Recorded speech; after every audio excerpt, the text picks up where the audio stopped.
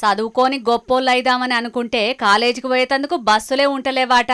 గందుకే ఇట్లా ధర్నాకు దిగిరు విద్యార్థులంతా. విజయనగరం జిల్లా వంగర మండలం అరసాడ ఊరికేంచి బస్సులు చక్కగా నడపాలని లొల్లికి దిగేటాలకు ట్రాఫిక్ బగ్గనే జామ్ అయింది.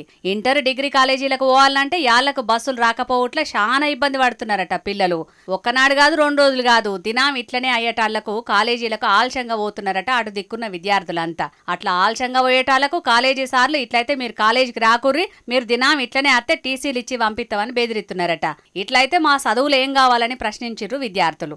ఇప్పటికైనా ఆర్టీసీ అధికారులు స్పందించి మేము కాలేజీలకు పోయేటాళ్లకు నడిపే బస్సుల సంఖ్య పెంచాలని డిమాండ్ చేసిర్రు. మరిగా సర్కారు పెద్దలు ఆర్టీసీ అధికారులు మహిళలకు ఉచిత బస్సు పథకం తీసుకొచ్చి మహిళలనేదో ఉద్ధరిస్తున్నామని గొప్పలు చెప్పుకునుడు కాదు, జర్ర ఇప్పటికైనా విద్యార్థులకు తిప్పలు లేకుండా చూడుర్రి.